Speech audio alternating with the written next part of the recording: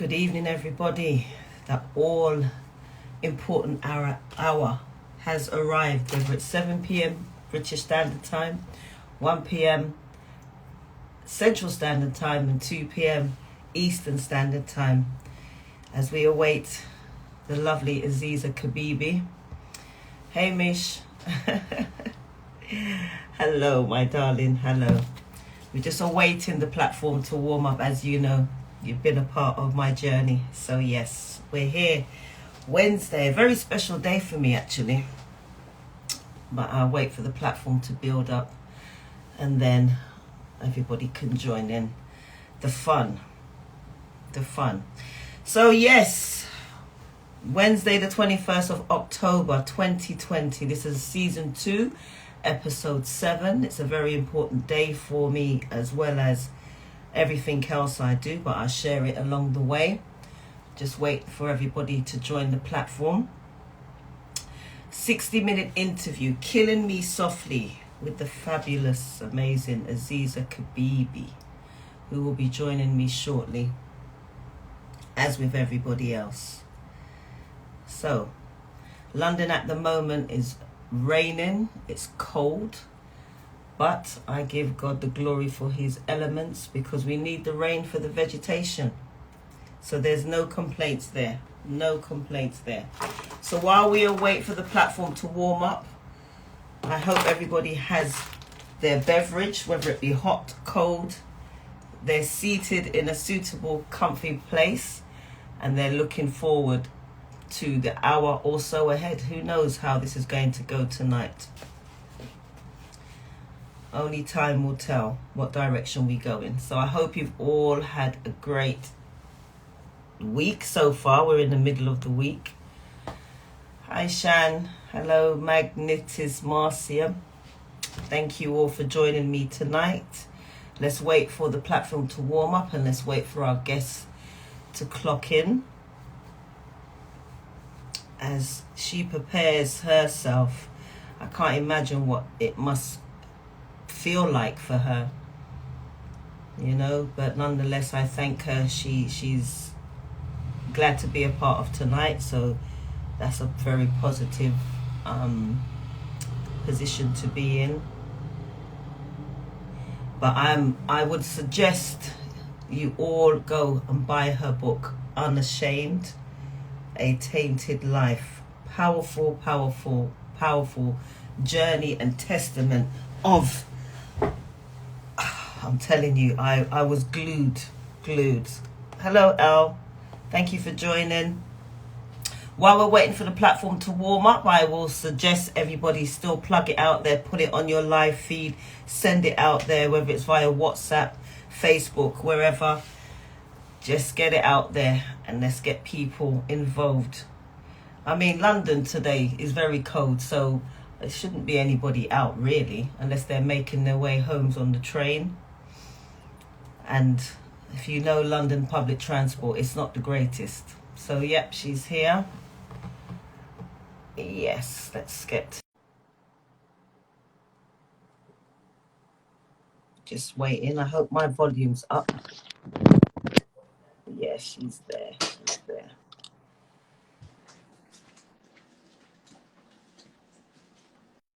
London, Aziza, when you appear on the screen.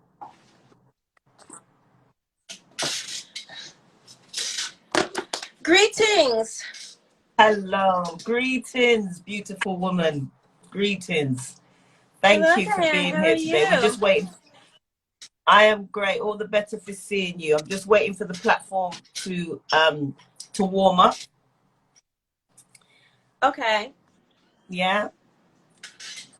Sounds good. How is it looking your end? Because you're a bit static here. Really? I can hear you fine. Oh, that's cool. But you can't hear me very well? No, I can. It's just the imagery, it's kind of static. But as long as we can hear each other, that's the main thing. Okay, let me see. You've disappeared. Yeah, now you're fine. It will come back. I guess we're just waiting for it to warm up. Okay. So as you know, and as I said to you, and for everybody else who's joining us, hello, Pastor Lloyd. We know Instagram only gives us 60 minutes. So I'm going to be mindful of the time. And because I know there's a lot to go through, should in case we don't finish it in one bulk, Aziza, would you be happy for us to rejoin so that we get a Yes. excellent your That's stuff? fine. So thank you all, thank you all, thank you all, thank you all, thank you all. So how is Florida right now? Is it warm? Florida? Yeah. Are you talking to me? I'm in New Jersey. Oh, you're in New Jersey now? Yeah, I'm in New Okay. Jersey.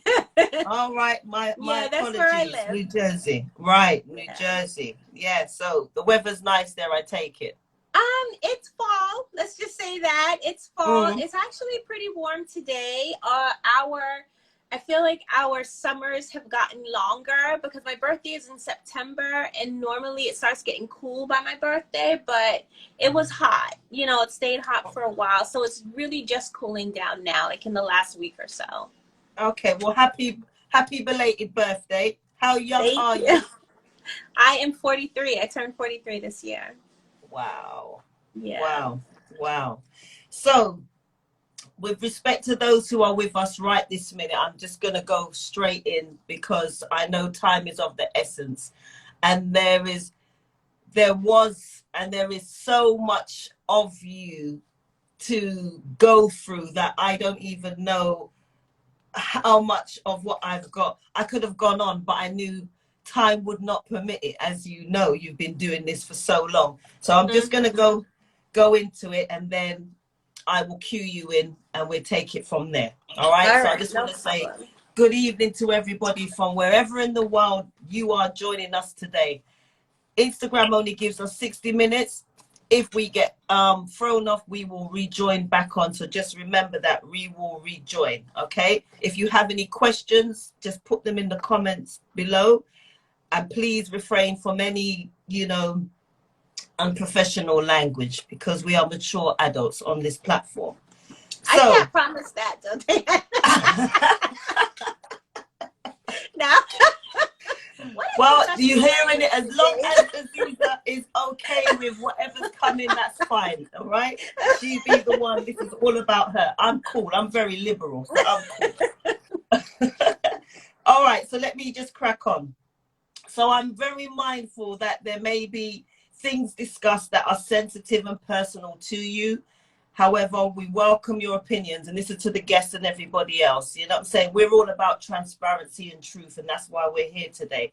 And I just want to say today, Aziza, 7 years ago today, while I was sitting in a woman's refuge, God gave me this vision of the Sole2Soul project. So it means something to me on a bigger scale. So today is 7 years that this project was given to me as a woman on a journey like yourself. So I'm just going to make that be noted. And today is a big day for myself as well.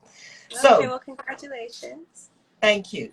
So today, the Sole2Soul project brings to you another topic, Killing Me Softly. But what good is the topic without the phenomenal woman herself? Let us welcome the lovely and precious little lady herself, Miss Aziza Kibibi. Is it McGill? Ayinde Jones.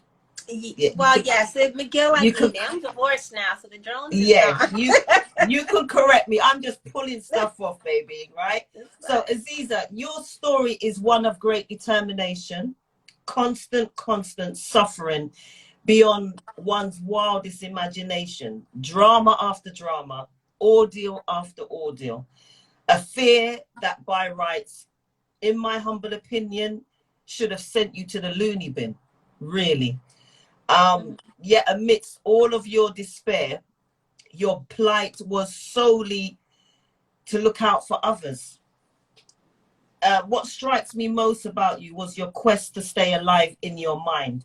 Most importantly, and more than anything else, you kept sane. Well, you showed that sanity, you showed that saneness in what I've been reading so far. Your story had me waiting in bated breath as I read, to want you to be rescued at the turning of every page. But to no avail. until, and I will leave that part to you to bear all. So, you know, I interviewed Michelle Kramer some weeks ago, and I called her the mother of all mothers. And you also joined that rank of incredible women, I must say. You know, and I just want to, clapping doesn't do it for me, but I just want you to know, girl, you're something else. So, firstly, please let me just ask you about your precious children. You know, who are they? Tell me their names. Arishk is my oldest. She's 26 now, and she is artistic, and she has a beautiful singing voice. She does her thing on social media where she sings. She has a very jazzy singing voice. And if you want to talk about a millennial that is so aware of, you know, African American history, we as Black people on the earth in America, and even our roles as women, she is like really followed in my footsteps as far as her passion for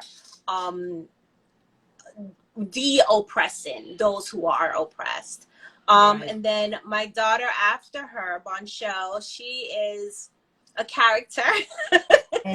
She's a character. She is the one that when she was born, as she got older, she had a very bad skin condition. And of course, because my children were born at home, she did not go through a lot of the screening that most children born in the hospital went through. But now she is super creative. She's like off the charts as far as her ability to take in information and be able to tell stories. So she's an amazing storyteller. She's really interested in the historical monarchs, particularly, you know, in Europe. And I'm just trying to get her to like put all that out there, and she helps me a lot with the organization with Precious Little Ladies. So she's like, you know, my clerical assistant. She does a lot of work with the organization. And then Aloba, who is my third child, right now he's in school. He's going to college for communications. He's extremely talented as well. He's a dancer. He went to a school of the arts here in New Jersey. He excelled there, and now he has transferred to my alma mater and is actually following in my footsteps as well in communications. And then Cocoon who passed away, she's my youngest daughter. She passed away in 2010. The anniversary of her death was actually this past Saturday, October 17th. She would be 19 this year. We miss her dearly, but she was like a light in everybody's lives. She had both spinal muscular atrophy and PKU, which is the condition that my second daughter has. And then my youngest son, who is for my ex-husband, it's funny because when I got pregnant with him, I had a dream and someone came to me and told me what to name him. And I'd never heard this name before. His name is Uriel. I named him, me and his father went back and forth because he wanted to make him a junior. But I named him Uriel as ordered in the dream. And when I did the research, I found out that it is the same name as the archangel, one of the archangels. So, you know, that's woo. But as a family, you know, we are forced to be reckoned with because our relationship is unique. All of my children know how they came to be. And in spite of the horrors that contributed, I'm only going to say contribute because our experience here on earth is really so limited, us being bound here to experience life as a human. I can only acknowledge the fact that them coming to be, my first 4 children are from a very horrible, painful situation.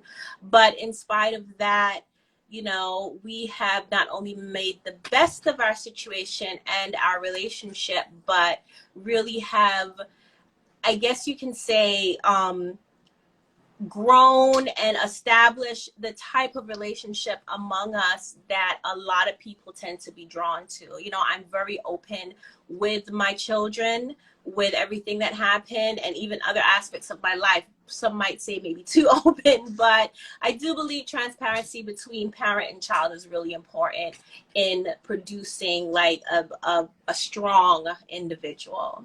Yeah, So, absolutely. yeah. With that said, Aziza, I'm glad you mentioned what you mentioned. So I'm going to read this extract. I'm going to be reading many extracts from your book, but this particular Okay. part struck me. And her book, if you don't know, is Unashamed, A Life Tainted. Is that correct? Yes. Right. So you write this in a certain section of it, and I guess this is what really opens up about what you said. You write, in the Yoruba belief system, there are deities who govern different aspects of the human existence. Ocean represents love, sex, and finer things in life. Shango stands for strength and protection. Jesus said all who come through him will have everlasting life. And you have mentioned some other belief systems. Mm-hmm. Your point being, with religion, we have a choice of which to follow. So different things work for different people under different circumstances, and we are all God's creation, placed on different paths with a variety of choices to make and a plethora of options to choose from.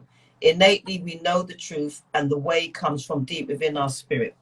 So you just said something so profound just then, which makes me go, I'm going to go right into it, because that tells me why you're still here today, with your faculties about you and everything else. And I'm sure as we get through this interview, our listeners will understand if they don't know of you anyway. So, sentenced to 90 years, Aswad Ayinde, and if I'm pronouncing it wrong, please forgive me and you can correct me as I go along, directed a music video for the FUGEES 1996 smash hit titled Killing Me Softly.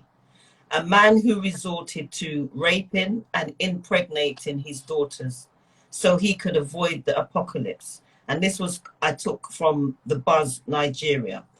So as I tried to read your book, I became blown away from just the introduction. However, I'm going to crack on with what I hope does not echo all the other interviews and appearances you've had. So you and your siblings were homeschooled. You were kept from mingling with children. Tell us about your education that you received. Well, it's funny because it overlapped. My father started teaching me from a very young age. I was reading at 3 years old. And I think in general, my parents told me I started walking at 7. So I think I was ahead for my age in the first place, but I was reading at 3. And then they incorporated basic math, basic social studies, very little American history as it's taught in the education system now, but a lot about African American history and the role that stolen Africans played in the development of America. So I was exposed to those things from a very young age. All of that, I also was required to then teach my younger brothers and sisters. So at 8 years old, I had already started, I'd taken some of the reins with the education and was responsible for monitoring my siblings' homework, helping them with their writing, their basic math skills, teaching them how to read. I taught 4 of my siblings how to read. And then the abuse started. So the abuse started at 8 years old.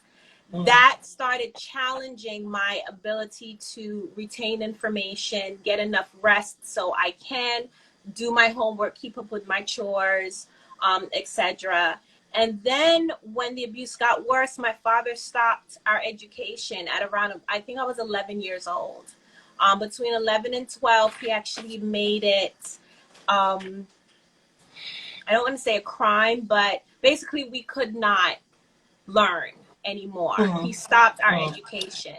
The education was provided between him and my mother. They would, give us our assignments.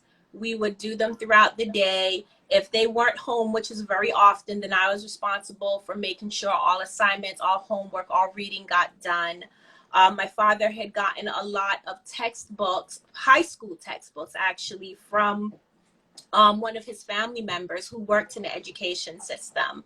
So it was really organic how he created our curriculum, and there was a lot of hands-on work. It was fostered for me to learn how to cook, to learn about meal planning, nutritional needs, all of those things. I was growing gardens. I was growing fruits and vegetables outside in the front yard. Wow. So there was a lot of hands-on things that were very positive and contributed to my education. He also fostered curiosity. And even though he limited the types of books that we could read, he did definitely encourage us to read. So the education was very robust in that sense, as far as the type of education that was compared to what other children in the education system have access to. But it stopped while I was at like 11 or 12. And that was it. We literally was not allowed to do any more schoolwork, do any more homework. And it got to the point where I was sneaking against his will and trying to hide from him, teaching my now even more siblings how to read and write. Wow. So the age 11 keeps coming up here. So at the age of 11, you would get beaten by your father with a belt, then a belt buckle. He would choke you, punch you, and he would kick you. Can you tell us what you did to be in trouble, and what was a form of punishment for you at this time? Well, by that time, punishment for me was outside of corporal punishment that all of my other brothers and sisters received as well. Yes, there was grounding. You're not allowed to go outside or watch. We was allowed to watch a lot of science fiction. Like as a family, we watched Star Trek. So we wasn't allowed to do that. And often we had to was room confinement. But for me, then he started punishing me sexually. By the time I had turned 11, he raped me at 10. And then he started punishing me sexually. So it was an intentional cause of pain through sexual acts. I'm shaking as I hear it coming through your mouth, honestly. Tell us for you, what was life like at the age of 15 when you should have been experiencing life as a regular teenager? You had an experience that will change your life forever. What was that experience? I got pregnant. That experience was the fact that I was living in on a construction site. By then, my father had purchased a house in East Orange, New Jersey, and we were the construction crew. So we gutted the house completely and rebuilt it from the ground up. So we lived in this house for about 3 years with no heat, no running water. At one point he did get electricity and plumbing connected, but it started off, we was literally living in a shell where you can walk into the living room and there was snow falling from the ceiling. So at 15 years old, I missed my period. And my mother then told my father that she thinks I was pregnant, which he did not believe at first. But after I missed my next period and morning sickness started kicking in, then he accepted the fact and the idea that I was pregnant. So from the age of 11, you was having all of these encounters with your father. Your mum says, or you just declared that your mother said that she thinks you're pregnant. Did she question you having a boyfriend as to why you're pregnant? She knew my father was raping me. My father first raped me when I was 10. At that age, my father had only told her that he was having oral sex with me. But then as time went on, yeah, he told her. As time went on, then she actually came to me to tell me that she heard that I was no longer a virgin. And at that time, what she didn't know was that my father was also molesting me with one of his girlfriends. So that piece of information came out, and my response to her was that, you know, did Akua tell you? And then she didn't really have much to say because she was shocked at the fact that not only was my father molesting me and having intercourse with me, but he was also involving me in sex with another person.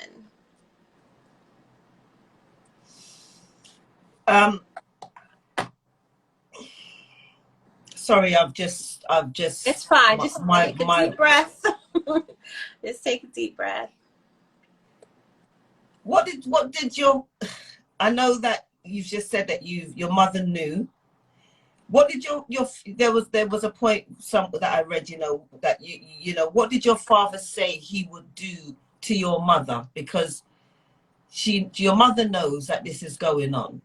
Mm-hmm. And I would say normal mothers, maybe I'm wrong, someone find a word for me, would try to save their daughters. But your mother's here witnessing this. She knows. She knew from you was 10. Mm-hmm. I mean, what about your sisters, the other girls? She knew. Was it just you at the time? Was it all of you at that time, or did they come years later? Well, there was a progression. Yes, for a very long period, my father was only abusing me. And it wasn't until I guess I got older, because my father was clearly a pedophile. So, of course, pedophiles like children. He also loved women, well, in the superficial sense. So, I guess children, I can't speak for him and his thinking, but my experience, what I witnessed, and the things that he told me, you know, he, of course, loved women. He was polygamous.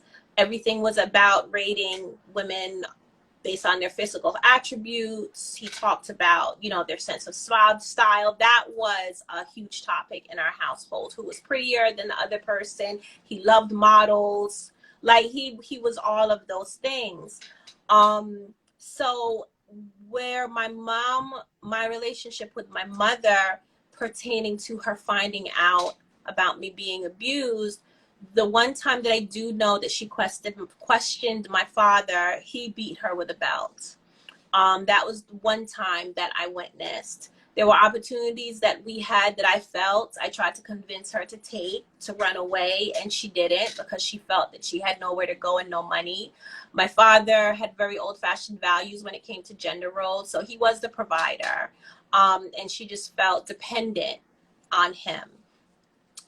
But as far as my sisters are concerned, my father, once I got to a certain age, announced to my siblings that I am not to have boyfriends, I'm not to talk to boys, and that I belong to him.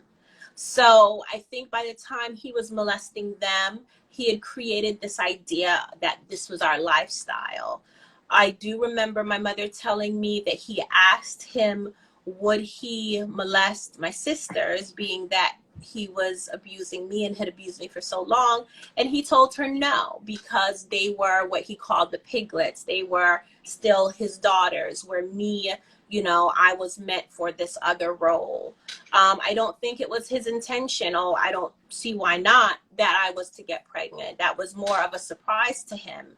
And then he did have the fear that the baby would be born with some kind of birth defects. But then once my daughter was born seemingly perfect, which, you know, she was, he then created this whole doctrine of he was chosen by God to repopulate the world with blue blood children, who's a special race that would, you know, bring in the evolution of mankind. And that was just the doctrine that he preached. How much he believed it, I don't know. Now I think about it often, how much of the whole experience was a manipulation to try to convince my mother that he was here for some higher purpose. I don't know, but that is what he used. That was the motivating factor that he told everybody.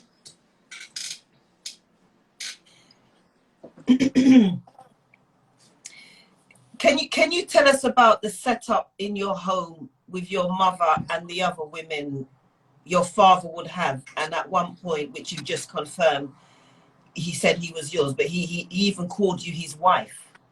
Mm-hmm. That wasn't until after I had my first daughter. As far as his other women, I mean, my father went through many women. Women that are publicly known. At one point, he dated Lynn Whitfield. There is a British model, I can't think of her name. I want to say her name was Stacy. He dated her at some point. And it didn't matter the race, ethnicity. So there were those that he, you know, was flippant about, he just slept with, and then there were those that he did actually bring home and tell my mom that this is his second wife. They didn't know that he was molesting me as I got old, except for the one that he molested me with. But then as I got older, he started introducing me as his wife to people on the outside.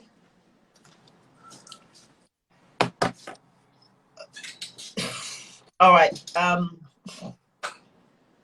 I thought I was all right when I was reading the book, but just hearing you just stunts me. Like, I just want to just, honestly, Aziza, you speak. Normally I can find words. You've lost me. The words have escaped me. I'm not someone who struggles with words, but the more I do what I'm doing, the more I'm losing words to find to really address exactly what I'm hearing coming from you. But we read on. I'm mindful of the time. So initially you didn't know it was wrong, and I'm going back to probably 11. You looked to your father for confirmation that what he was doing was okay, and he told you it was. As told by you in an interview, this is what you said: this was said to make you all better women. One of you, and I think it might have been one of your siblings, or it might have been you said that his disgusting acts made her feel privileged. Who was that? Which was that, you or your sister? That might have, well, none of my sisters have made any public statements, Okay. because they prefer to, yes, stay out of the public eye. They don't want to be associated with the publicity surrounding, you know, my father, his case, me speaking out publicly. But as far as, I think maybe that almost sounds like a misquote. I don't know where the source for that is. That was from Buzz, Nigeria. So maybe they may have just I think they just, they never interviewed me. So they probably came to their own thesis about certain things. And I don't think I've read that out. Because honestly, me speaking out was partially a happy accident. I had intended to be vocal publicly about what I had went through outside of reporting my father when I first went to college. And when I saw that how much me sharing as a budding journalist, me sharing my own experiences was helping some of my classmates, that's when I decided, okay, I need to do this more, right? Because I need to help people take this horrible thing and make it something positive. But once my father's case became public and it was in the news, a lot of people just started writing stuff, and there were a lot of things that was wrong and wrong information. And I took it upon myself to go in comments and start correcting certain things. Right. So I think that might be one of the articles, because I'm even reading more recent articles, and I'm like, where did they get that from? So that could be one of them. So I'll leave anything I've taken from that and move on. Yeah. I want to look at the times when, you know, during your pregnancy, because I know from what you wrote in your book, you were beaten throughout. You was always constantly getting beaten. And I mean some horrific beatings that were laid out upon you, especially during your pregnancy. I mean, you know, how the one I want to talk about is the one where, all right, let me just go through this. You had a really embarrassing moment because you're a chef, right? You was working in a restaurant. Yes. And there was a chef called Gabriel who took a shine. You're just giving away all the stuff in the book, huh? who I want people right now, whoever's watching, if you do not have this book, please go to Amazon and go and purchase Aziza Kibibi's book, Unashamed, A Tainted Life. Listen, anyway, I don't know if you can see bags under my eyes right now, right? So, Gabriel, which seemed to be a very nice man, in your writings. He was. Yes. But then you have like a Cinderella sister who fed back everything to your father, and I wanted to throttle her. If I could bring those pages to life, I wanted to just, oh my God. But still we rise. So when your father told him, you know, you had an embarrassing moment with him, so I'm going to skip past all of that and just go straight in to when he summons to see Gabriel, and he told him you were untrustworthy, a sneaky and lying whore. And this is when Gabriel didn't know you was pregnant. Right. And you know, what did this do to you? How, you know, what did that do to you in that moment? Honestly, I thought that my career there at, it was Boulay Bakery, the name of the restaurant. I thought that it could have been a pathway out if I had developed enough relationships that maybe I could figure out something. So when that happened and my sister told on me, and she exaggerated some things, it really it broke my will a little bit, because my father had indoctrinated into us that he was all seeing, that anything that we were doing wrong or anything that we were supposed to do, he would find out one way or the other. And here I was, created this little world, me and my sister. Even though, yes, my father was hovering, he dropped us off every day and he came every night. He'd do pop-up visits, like all of this still to just maintain a control. But we still had our moments together. My sister and I, we still had our moments together that I thought was sacred. So then when it felt like she violated that, and she really solidified this idea in my mind, she solidified this idea that, yes, daddy is all seeing. You know, if it's not him, it's through somebody he knows or one of us even. So when that happened, it was like, I tried, you know, I thought I was trying. I thought that maybe passively a way would be made where I could reach out through someone. But then he found out, and I felt like I failed. I felt like my sister failed me, failed us essentially. And it was just extremely disappointing. I mean, the fact that I was even pregnant at the time, when I got pregnant with my youngest daughter for my father, he violently raped me. You know, that was in and out. Sometimes it was just the coercive kind of rape. Sometimes I guess you can say I participated, because at that point my will was just so broken. This was a way of life. But there were moments that I would try to physically fight him off, and he'd just get extremely violent. And it was just a point of, you know, life and death. It was like, well, either let him penetrate me or die. So at this point, I was pregnant. I already kind of didn't know what to do. I felt like I was just being drawn further and further into this, where it seemed like I was coming out. But then that just closed the book on that idea. Yeah.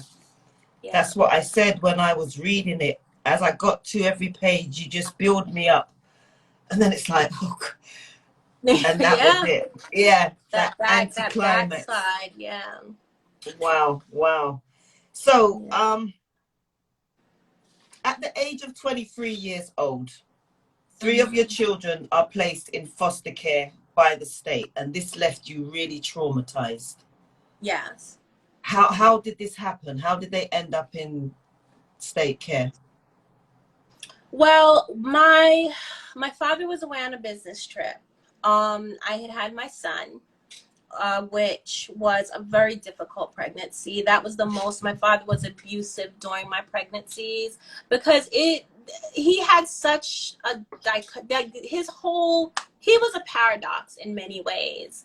You would think that on one hand he uplifted women because the whole idea of a woman being able to bring a life into the world he seemed to really respect, but then on the other hand, you know, he completely sexualized, demeaned, violated, exploited women like for his sexual pleasures, any opportunity that he could get. But so he usually didn't. I mean, there was few times I could count he's hit my mom while she was pregnant. But when I was pregnant with Loba, my son, my father beat me like it was he one time he beat me until I passed out. So that pregnancy was just difficult in general. Then when I had Aloba, um, I was up right away. I gave birth, and the next day I was cleaning house. I did become very ill. It turned out that I had a slip disc, and I couldn't walk. But it didn't matter. I had just had a baby, and my father put me right to work dealing with the production company and organizing all these things. I mean, essentially I was his slave slash assistant with anything, all his management, his paperwork, everything. That was my job. I could not feed my son until I finished all my work. Plus I was required to cook all my father's meals. So I think between that, not being able to feed my son enough, and then we wasn't allowed outside, so he wasn't getting any vitamin D from the sun. I wasn't getting vitamin D from the sun. He woke up one morning with seizures, and my father was away, and my brother was visiting, and against what my mother believed, my brother took me and my son to the hospital. We didn't know it was seizures. He seemed to stop breathing and then come back to life. But he took us to the hospital, and that's what got the ball rolling. When I filled out the paperwork for the hospital, I put my father down as the father. And then social services, I guess they made the connection through social security numbers with my father's social security number. And then they just started asking a lot of questions. So that got the ball rolling. My father came back. At the same time, he was making threats against my sisters, against me, against my other children. And he cooperated enough with authorities to allow them to go and get my children from the home. Wow. He cooperated even though you've put him down as the father of your children. And he went through different things. At one point he said it was my brother who was the father of the children. So I think what he was trying to do is maintain some kind of control over what happens next, right? I don't know if it's the same in the UK, but here in America, there are only certain people in a family that could dictate what happens to a child in the hospital. So I think that he was trying to keep some kind of controlling connection. If my brother was the father of my kids, then that wasn't so bad as him being the father, but he went back and forth, which then of course just made the authorities question even more what was really going on. But this is what I'm saying, because even if he says he's not the father and he says your brother is the father, right, wouldn't that automatically just start a case of investigation with the local authorities? You would think, but you gotta understand, this is a man that has been getting away with stuff for years. I mean, let me see, by the time this happened, I was I 20 yet? I'm trying to think what year is 2000. So yeah, I had just entered my 20s. So this was going on for years. My father had faced authorities before.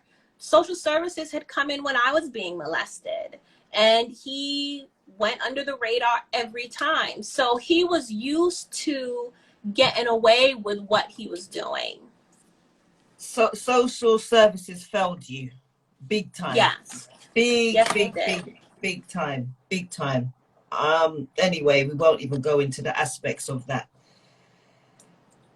So again, you've stated during your pregnancies your father would beat you. However, these beatings were different. You know, what made them different, and what can you tell us about the beating with the pregnancy of your son? So I wanted to know if the time when you had that beating, when you fell down outside and somebody saw and sent the police to your house, what pregnancy was that?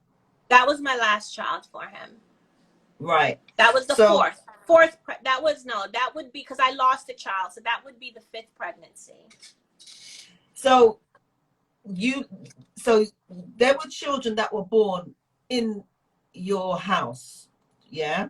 All of the children were born. Did every child that was born survive? Well, you said you lost the child. Well, yeah. So during the filming, the production of Killing Me Softly, I was pregnant, and the production company, not the production company, the record company fired my father. They fired him, and then they rehired him. I don't know why. I don't know the details, but the whole production of that video, and then him winning the MTV Music Award and not being invited to the award ceremony, he would take his anger out on us. So one of the times, so during the period that he was in production, I was pregnant, and he sodomized me. He violently sodomized me. He beat me, and I lost the baby. I miscarried 2 days later. Okay. And then my other 4 children, he delivered. In the house that you were living in, well, there was quite a few houses because, you know, he was trying to dodge local authority. You mentioned that you had to sleep where the dogs slept. Is that correct? Okay, so in our house in East Orange, because it was a construction site, there was one room that was painted, and my father connected the electricity out to the city, and we had a portable heater.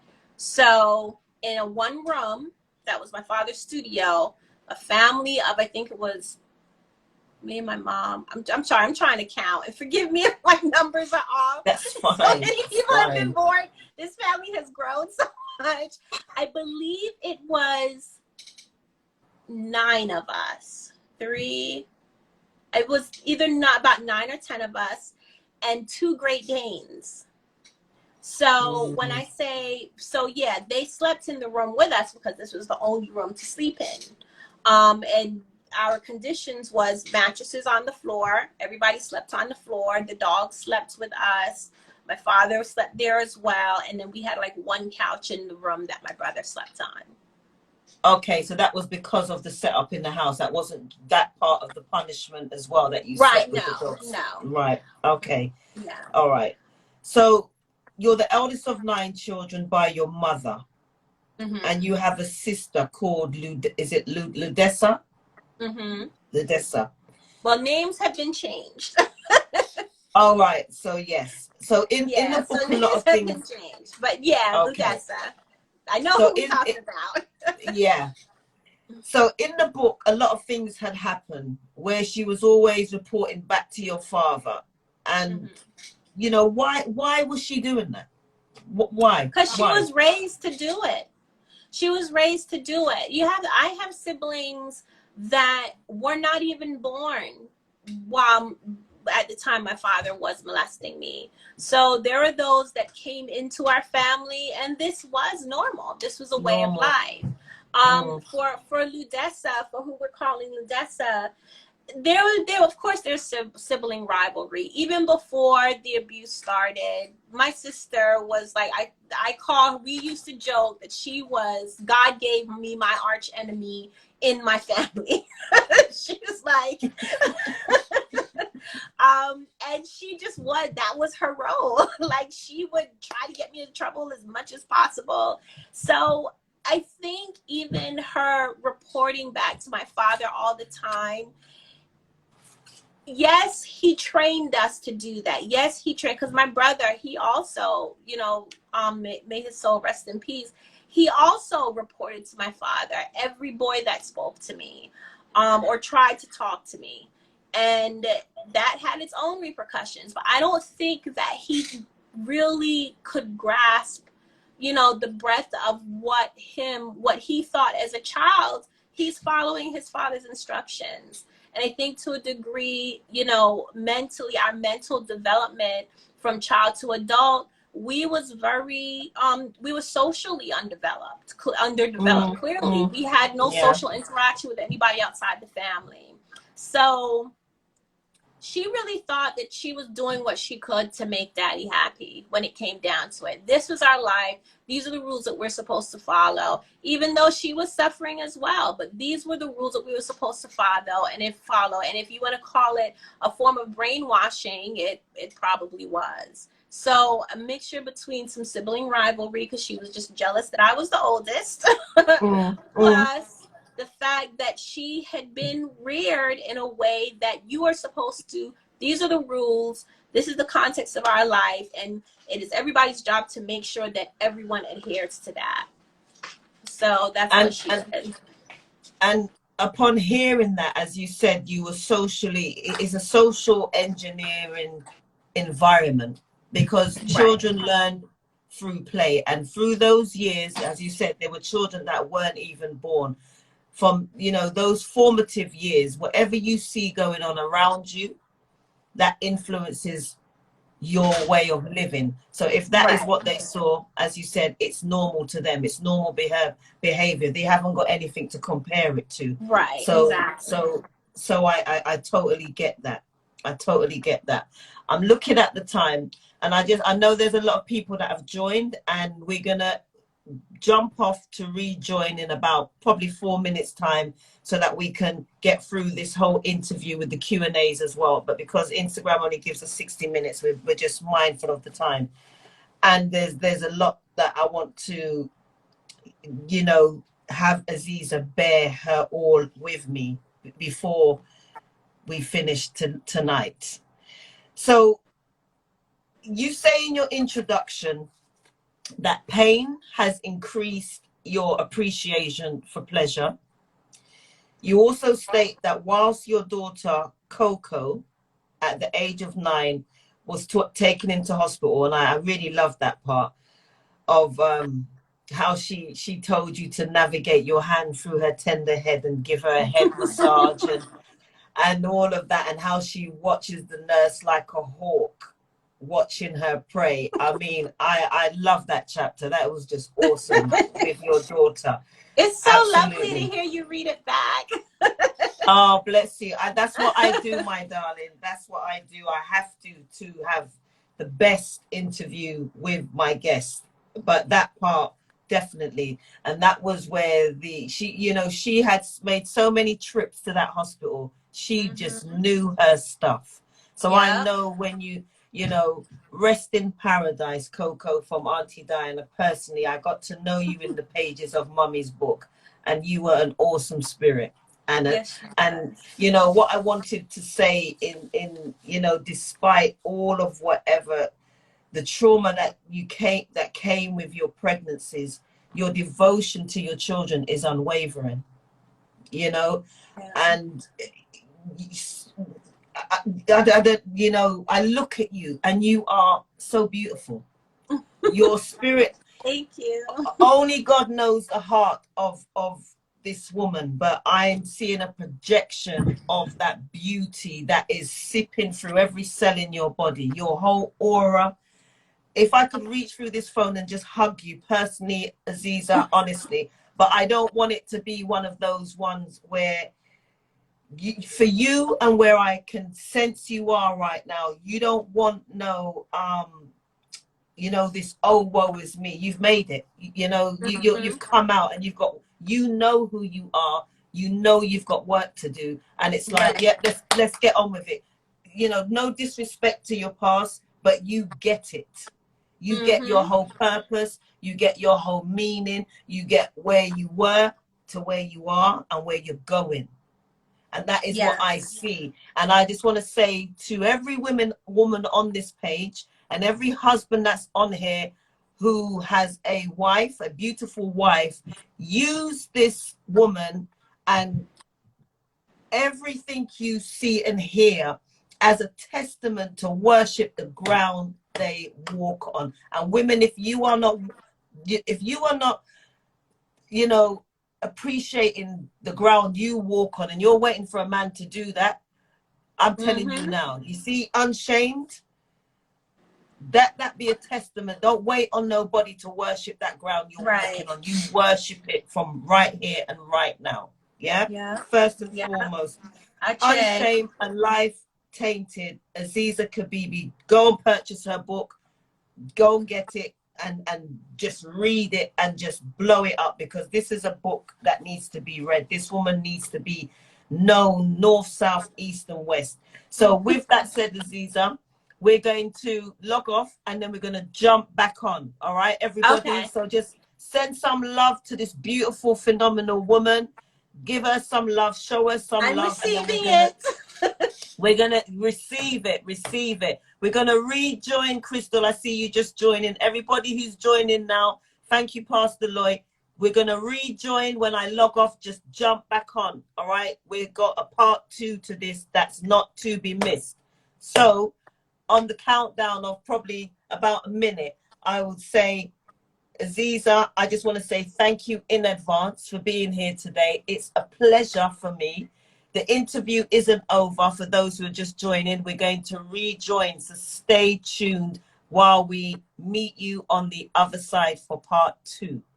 Yes? See you soon. All right. See you soon, guys.